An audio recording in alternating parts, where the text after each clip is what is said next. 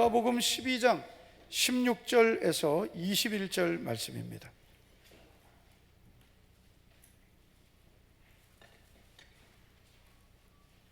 누가복음 12장 16절에서 21절까지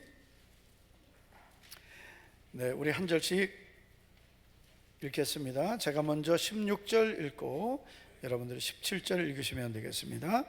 또 비유로 그들에게 말하여 이르시되 한 부자가 그 밭에 소출이 풍성하며 심중에 생각하여 이르되 내가 곡식 쌓아둘 곳이 없으니 어찌할까 하고 또 이르되 내가 이렇게 하리라. 내 곡간을 헐고 더 크게 짓고 내 모든 곡식과 물건을 거기 쌓아두리라. 또 내가 내 영혼에게 이르되 영혼아 여러 해 쓸 물건을 많이 쌓아두었으니 평안히 쉬고 먹고 마시고 즐거워하자 하리라 하되 하나님은 이르시되 어리석은 자여 오늘 밤에 내 영혼을 도로 찾으리니 그러면 내 준비한 것이 누구의 것이 되겠느냐 하셨으니 자기를 위하여 재물을 쌓아두고 하나님께 대하여 부유하지 못한 자가 이와 같으니라. 아멘. 아멘. 우리 옆에 있는 분에게 이렇게 축복하겠습니다. 걱정하지 말고 삽시다. 걱정하지 말고 삽시다. 유명 작가인 어니 젤린스키라는 사람이 쓴 책 중에 모르고 사는 즐거움이라는 책이 있습니다. 그 책에 우리가 잘 알고 있는 이야기가 이렇게 소개되어 있는데요, 우리가 살아가면서 하게 되는 걱정, 근심의 40%는 절대로 현실에 일어나지 않는다라고 말합니다. 우리가 걱정하고 있는 것에 여러분 거의 절반 가까이가 생기지도 않을 일이라는 거죠. 그리고 우리가 하는 걱정의 30%는 이미 일어난 일, 지나간 일이라는 겁니다. 사실 우리가 걱정하는 것들을 보면 그 중에는 이미 지나가서 돌이킬 수 없는, 후회해도 소용없는 그런 일들을 또다시 걱정하는 경우가 많습니다. 자, 그리고 22%는 사소한 고민, 별거 아닌 거에 걱정한다는 거죠. 그리고 4%는 우리 힘으로 어쩔 수 없는 일이다. 그러니까 사실 우리가 걱정하고 있는 것의 96%는 다 쓸데없는 걱정이라는 거죠. 그런데 우리들은 이런 쓸데없는 걱정을 하면서 기쁨도 잃어버리고 평안도 잃어버리고 감사도 잃어버리고 행복도 잃어버리고 살아갈 때가 있다는 것입니다. 오늘 이 시간에 이 자리에 있는 우리 모든 분들은 오늘 이 순간부터 여러분들이 갖고 있는 걱정과 근심을 걱정하지 말고 사시기 바랍니다. 96%는 한번 따라합시다. 쓰잘데기 없는 일이다. 쓰잘데기라는 말을 씁니까? 쓸데없는 걱정이다. 한번 여 사람 얼굴을 보시면서 쓸데없는 걱정하지 맙시다. 이렇게 한번.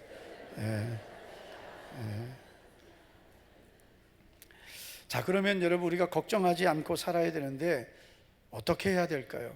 그냥 잊어버리면 될까요?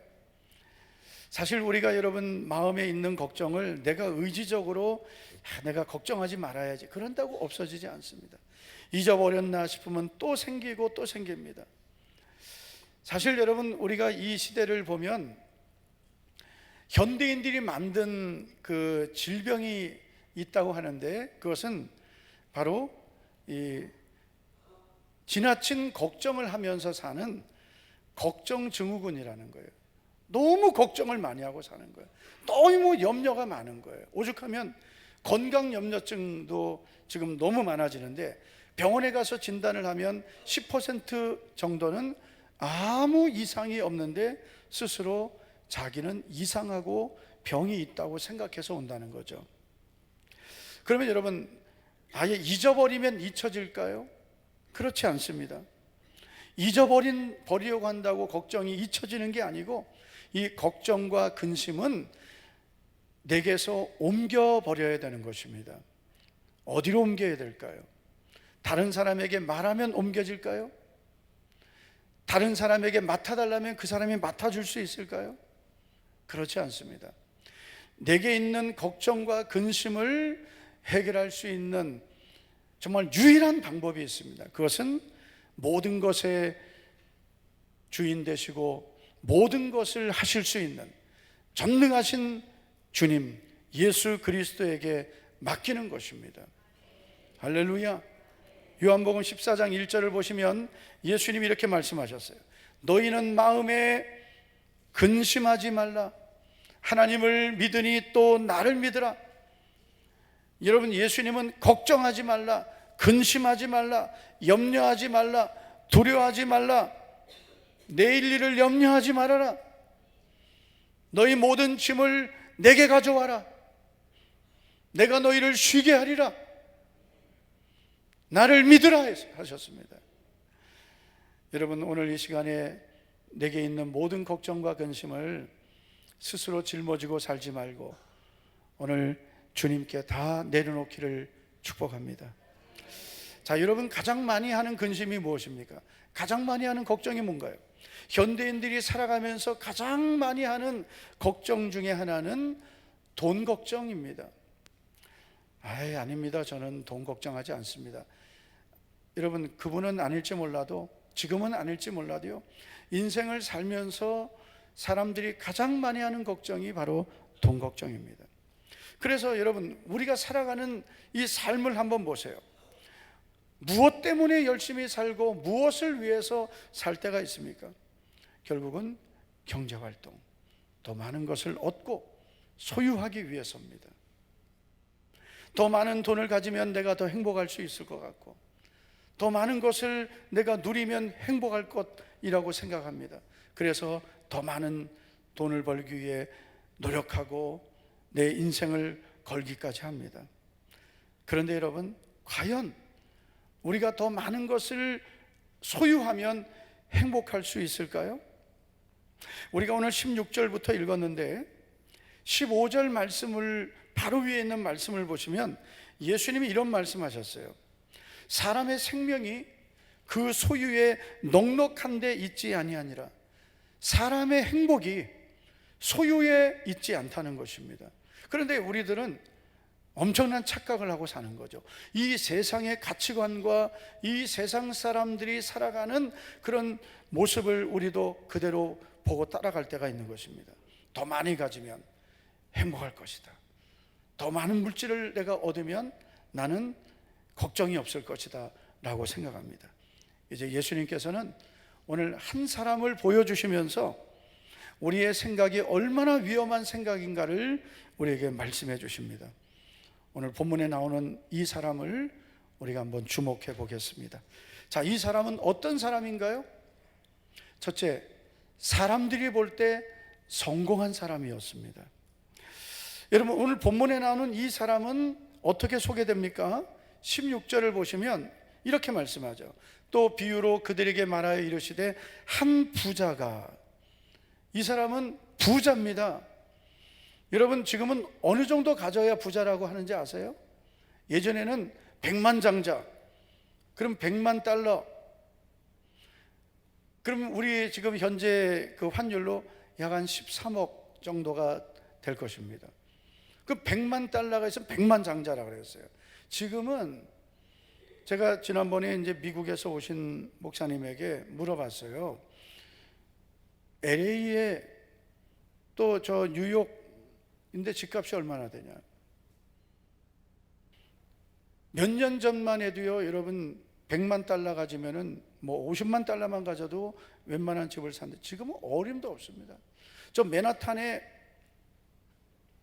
제가 되게 아주 많이 가본 사람처럼 얘기하는데 한 번, 두 번 가봤네. 근데 거기는요, 연봉이 1억이 돼도 여유 있게 살기 어려워요.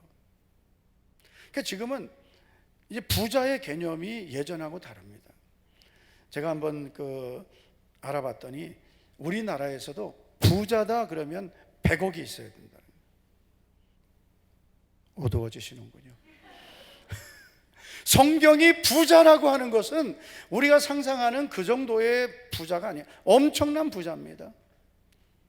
그런데 여러분, 이 부자, 한 부자가 있는데 이 부자가 그 밭에 소출이 했다. 이 사람은 현재도 부자였어요. 그런데 그 해 소출이 엄청나게 많아진 거예요. 다시 말해서 지금도 돈이 많은데 올해 또 돈이 더 많이 벌린 거죠. 돈 얘기하니까 한 명도 안 줘라. 일부 때도 안 줘라. 예수님이 가장 많이 하신 비유가 돈 비유거든요. 자, 그런데 여러분, 부자인데 소출이 또 풍성해졌어요. 여러분, 이 사람 행복했을까요? 여러분, 오늘 말씀해 보면 이 사람은 이때부터 큰 고민에 빠지게 됩니다. 걱정, 근심이 생겼어요. 어떤 근심일까요? 자기에게 있는 것을 어디에다 놔야 되는지 근심하게 된 것입니다. 이 사람은 그래서 고민하는 거예요. 17절을 보면 심중에 생각하여 이르되 내가 곡식 쌓아둘 곳이 없으니 어찌할까? 이런 생각하는 분들이 있는 것 같습니다. 참 걱정도 팔자다. 그냥 가지고 있으면 되지. 소출이 너무 많아서 이걸 어디에 쌓아둘까? 이 곡식을 어디에다 넣어둘까? 이 고민이 생긴 거예요. 이 사람이 결국 이런 생각을 합니다. 내 곡간을 헐고 새로 더 크게 지어야 되겠다. 내 창고를 더 헐고 더 크게 짓고 그리고 내 모든 곡식과 물건을 거기에다가 쌓아둬야 되겠다. 얼마나 여러분 참 생각을 잘한 겁니까? 내 곡간 더 크게 헐고 더 크게 만들고 거기다가 올해 나온 이 소출을 다 쌓아두고 나에게 있는 이 좋은 것들은 다 거기에다 넣어둬야 되겠다. 그런 계획을 세운 겁니다. 여러분, 세상적으로 성공한 사람이죠. 성공했어요, 안 했어요? 사람들의 눈으로 볼 때 이 사람 여러분 성공한 사람이죠. 표정을 보니까 나는 하나도 안 부럽습니다. 뭐 이런 표정. 솔직히 사람은 솔직해야 돼요. 나는 돈이 정말 싫다. 손 들어보세요. 난 돈이 왼수 같다. 돈이 왼수죠. 그런데 여러분, 이 사람이 세상적으로 볼 때는 성공한 사람이에요. 세상 사람들이 볼 때는 부러워할 만한 사람입니다. 여러분 지금도 보세요. 나는 지금 몇십억을 몇백억을 가지고 있다. 안 부럽습니까? 안 부럽군요. 도대체 반응을 해야 내가 뭘 솔직하게 아니 목사님, 저는 그만한 돈은 필요 없습니다. 그거 왜 필요가 없어요? 좋은 데 쓰면 되죠. 예? 제가 전에 이제 우리 성숙반 공부할 때 이제 이런 질문이 있어요. 만약 당신에게 10억이 생긴다면 어떻게 하시겠습니까? 기가 막힌 대답. 난 그 필요 없다는 거예요. 난 그만한 돈은 필요 없대요. 왜 필요 없어요? 좋은 데 쓰면 되죠. 그래가지고 10억이 있다면 어떻게 하시겠습니까? 그랬더니 1억은 뭐하고 2억은 뭐하고 또 몇 억은 몇 억은 그거 다 나눠주겠대요. 거짓말도 그런 거짓말이 어디 있어요? 예? 만약에 10억이 생기면 아무에게도 말 안 하죠. 그걸 뭐하러 말해? 조용히 있죠. 어쨌든 이 사람은 사회적으로 어떤 세상의 기준으로 성공하고 남들이 부러워할 만한 조건을 갖췄습니다. 좋은 집에 살았을 겁니다. 요즘에 영경의 신방을 여러 번 갔는데 새 아파트라 너무 좋더라고요. 제가 사는 아파트는 이미 한 20여 년이 넘어가지고 손잡이도 부러지고 문짝도 드러나고 정말 곰팡이 나고 막 엉망입니다. 내 새 아파트 신방 가니까 너무 좋다, 너무 좋다. 근데 여기 살다 보면 여기보다 저쪽 앞산에 있는 아파트가 더 좋아 보이고 저 수성구에 있는 아파트가 더 좋아 보이고 이 사람의 이 욕심은 끝이 없는 거예요. 예전에 여러분 우리 다 화장실 마당에 있거나 밖에 있는 거 썼습니다. 아파트 살면서 화장실이 집 안에 있었죠. 그것만 해도 너무 참 신기하고 좋았는데 하나니까 또 있으니까 불편해. 2개 있으면 좋겠다. 지금 웬만하면 집에 욕실이 2개입니다. 그러니까 이제는 여러분 욕실 2개도 모자라다. 한 사람당 하나씩 있어야 돼. 3개, 4개. 여러분 그런 집 살면 행복하겠습니까? 만족할까요? 여러분 우리가 어느 정도 가져야 만족할까요? 무조건 지금보다 더 가져야 합니다. 욕심은 끝이 없는 거예요. 우리의 어떤 이 만족은 그 무엇으로 채워지지 않는 거예요. 여러분 이 사람이 좋은 집 살았을 거고요, 좋은 물건은 다 갖고 있었을 겁니다. 얼마나 좋은 물건이 많았겠어요? 사람들이 볼 때는 성공하고 부러워할 만한 사람이었습니다. 그런데 여러분 하나님께서 이 사람을 보실 때는 어떤 사람이었을까요? 사람들이 볼 때는 성공한 사람이었습니다. 그러나 이 사람은 하나님이 보실 때는 어리석은 사람이었습니다. 자, 여러분 우리가 20절을 보면 하나님께서 이 사람에게 이렇게 말씀하시죠. 하나님은 이르시되 어리석은 자요. 여러분 이 사람이 얼마나 열심히 살았겠어요? 부지런했을 겁니다. 여러분 돈도 아무나 버는 게 아니에요. 부지런해야 봅니다. 아멘 좀 크게 해보세요. 돈 버시려면 부지런하셔야 돼요. 예? 아유 하나님 저에게 돈 좀 주시옵소서. 여러분 하나님이 그냥 내가 여러분 성실하지도 않은데 하나님이 물질을 주시면 우리는 더 위험합니다. 예수님 믿는 성도들이 물론 하나님이 복을 열어주셔야 되지만 성실해야 됩니다. 지혜로워야 됩니다. 최선을 다해야 됩니다. 그 예수님 믿는 분들이 요행을 바라는 경우가 많아요. 하나님이 때 되면 복 주시겠지. 그럼 아무것도 안 해. 하나님이 복 주실 걸 믿고 최선을 다해야 되죠. 하나님은 공의로우신 분이세요. 하나님은 특별 은혜만 주시는 게 아니라 일반 은혜, 일반 은총이 있는 거예요. 그건 공평한 거예요. 공평하게 주시는 게 있어요. 예수님을 믿어도 예수님을 믿지 않아도 공평하게 주시는 하나님이 공의 하나님이에요. 성실한 사람이 성공하게 되어 있어요. 지혜로운 사람, 최선을 다하는 사람이 성공하는 거예요. 머리만 좋아서 되는 거 아니에요. 성실하고 최선을 다하고 도전하고 지혜로워야 돼요. 그래서 하나님은 재물 얻을 능력을 주시는 겁니다. 내가 가만히 있어도 그냥 하나님이 주시는 게 아니라 재물 얻을 능력을 주셔서 그 능력을 사용해서 재물을 취하게 하시는 거예요. 이 사람이 얼마나 최선을 다했겠어요? 여러분 기업을 이루고 세상적으로 성공한 사람들을 보면서 여러분 우리가 아니 뭐 돈만 있다고 다나? 그러면 안 됩니다. 그분이 정말 성실하게 최선을 다해서 그런 물질을 얻고 그 지위를 얻었다면 그건 인정을 해줘야 되는 거예요. 나쁜 방법으로 돈 버는 것은 안 되지만 바람직한 방법으로 물질을 얻고 성공한 사람은 그만큼 노력한 거예요. 남들 놀 때 안 놀고 남들 쓸 때 안 쓴 거예요.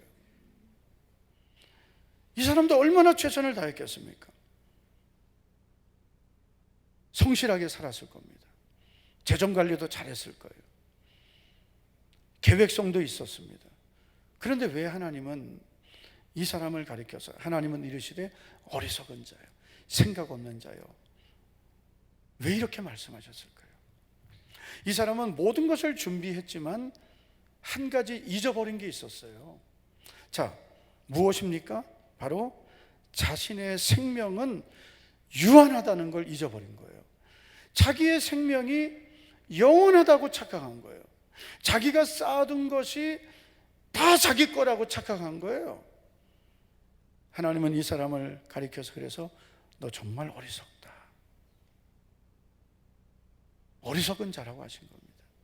지금도 여러분 우리가 이 세상을 살아가면서 그저 열심히 일만 하고 열심히 돈만 모으고 더 좋은 집, 더 좋은 환경을 위해서만 산다면 결국 우리는 하나님 보실 때 어리석은 자가 되는 것입니다. 자, 이 사람을 한번 보세요. 18절 19절을 보면 이런 말을 합니다. 내가 이렇게 하리라. 자기 계획을 세우는 거예요. 내 곳간을 헐고 더 크게 짓고 내 모든 곡식과 물건을 거기 쌓아두리라.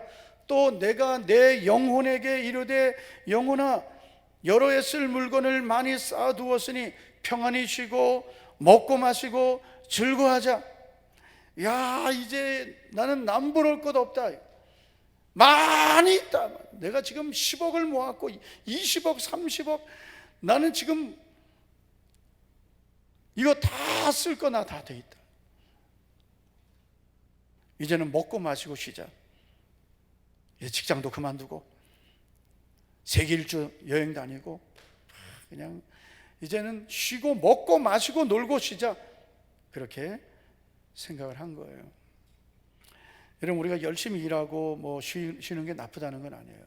근데 이 사람의 계획 속에는 하나님이 없었어요. 이 사람의 계획은 자기 계획만 있었어요.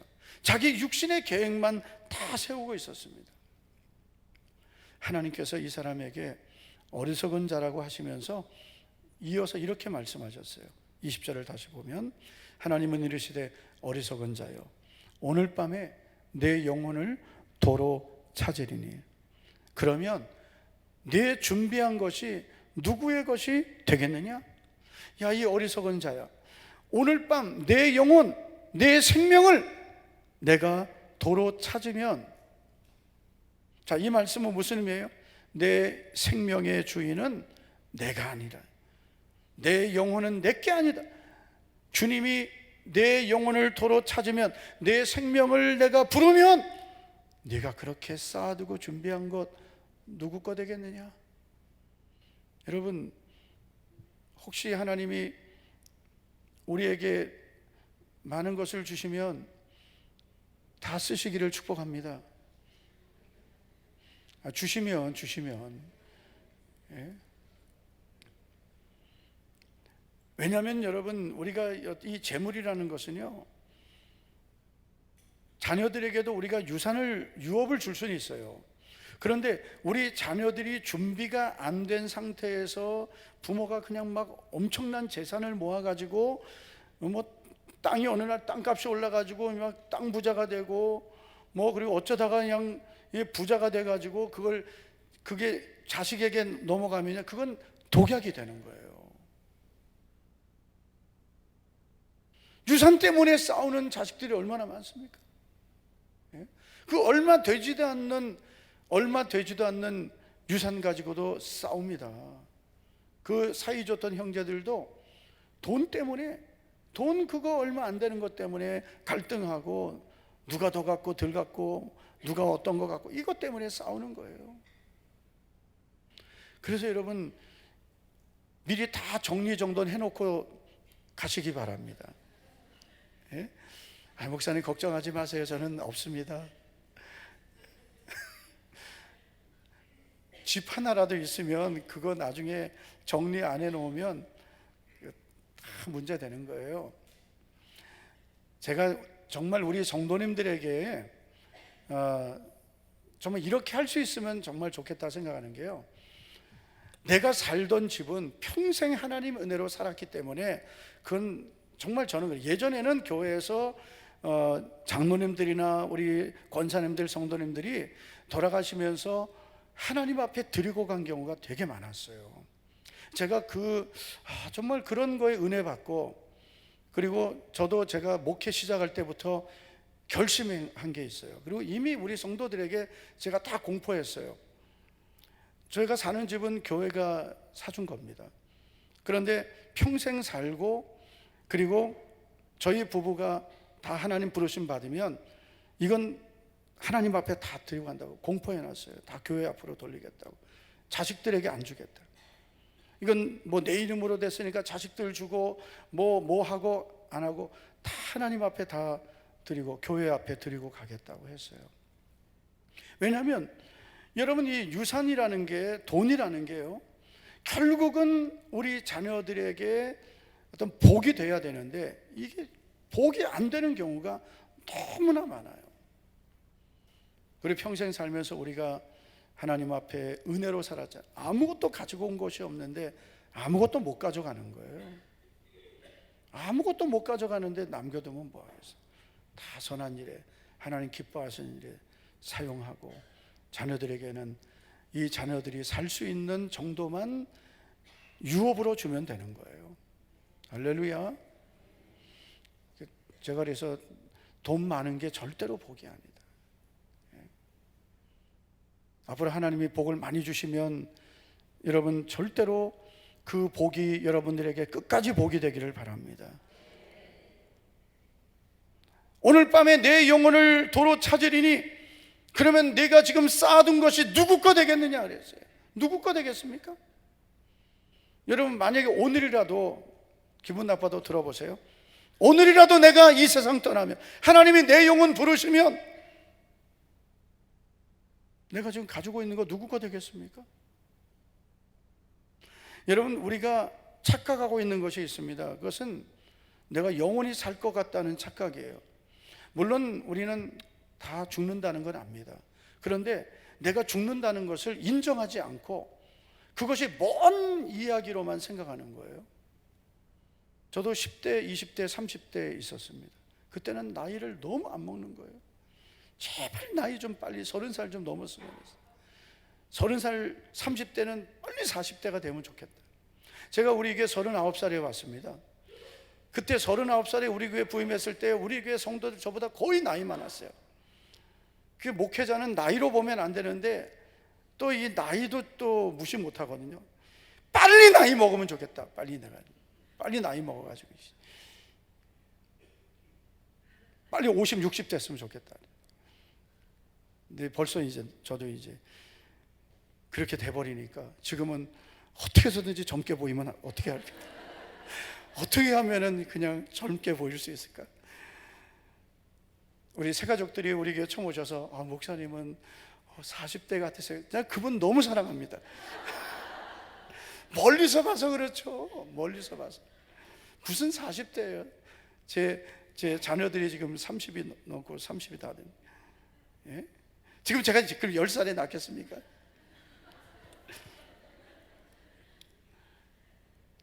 사람이 여러분 뭐 요즘에 아무리 100세 시대가 됐다 그래도요 100세 넘긴 분들이 아주 많지 않습니다.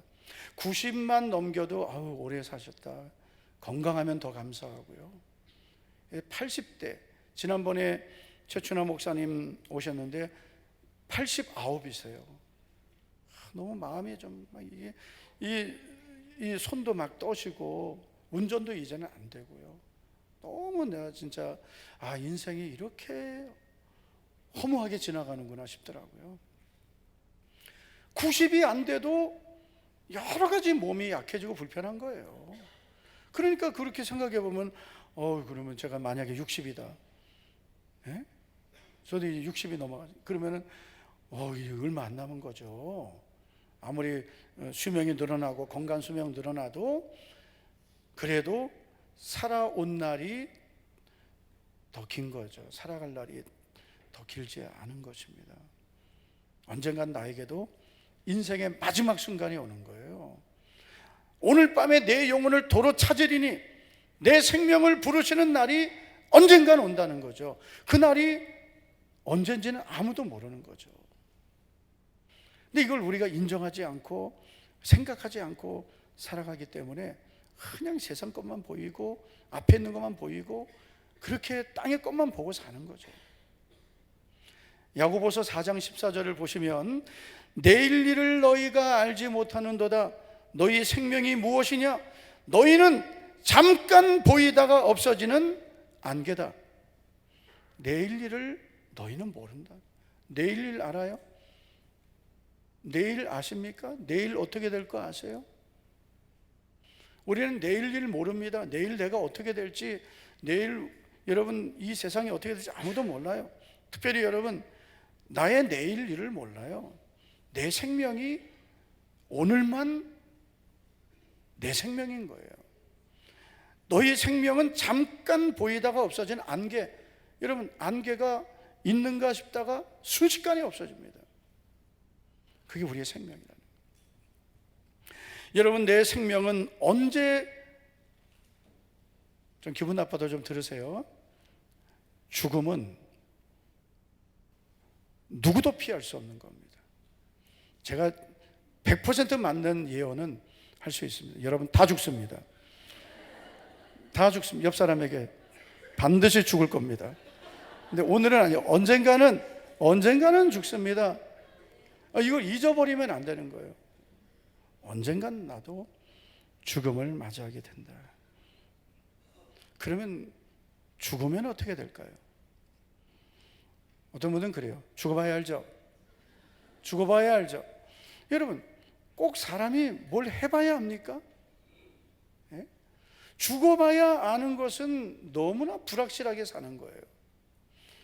진리의 말씀, 하나님의 말씀인 성경은 하나님께서 주신 말씀인데, 성경은 죽음을 뭐라고 말합니까? 전에 그 뉴키즈라는 프로그램을 본 적이 있는데, 유명한 그 장의사래요. 대통령 장례를 치르는 그런 장의사인데, 그분이 이제 출연을 했는데, 많은 사람들의 장례를 치른 분이 나오니까 유재석 씨가 물어봤어요. 사람이 죽으면 어떻게 되는 겁니까? 저는 무슨 대답을 하나 했더니 몰라요. 아니 여러분, 결국은 대답하는 게, 여러분, 윤회한다.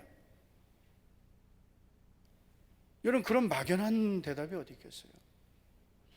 여러분, 이렇게 살다가 죽으면 또 다시 동물로 태어나고 뭘로도 태어날 수 있고, 여러분, 사람이 그렇게 된다는 게 어떻게 증명이 됐습니까? 네? 그럼 그건 도대체 누가 주관하는 겁니까? 제가 예전에 새마을호 기차를 탔다가 어느 스님 옆에 앉게 되었습니다. 서울역에서 저 구포역까지, 부산까지 갑니다. 4시간 반을 가야 되는데, 제가 살금살금 물어봤어요. 제가 부목사 때인데, 스님, 불교는 무엇을 가르치는 겁니까? 그랬더니 이분이 그러는 거예요. 지금 불교는 다 썩어버렸습니다. 불교는 자기 수양하는 것이지, 불교는 극락, 지옥, 이거는 다 만든 거지, 불교는 자기를 수양하는 것입니다. 그러면 불교에서는 죄를 어떻게 해결합니까?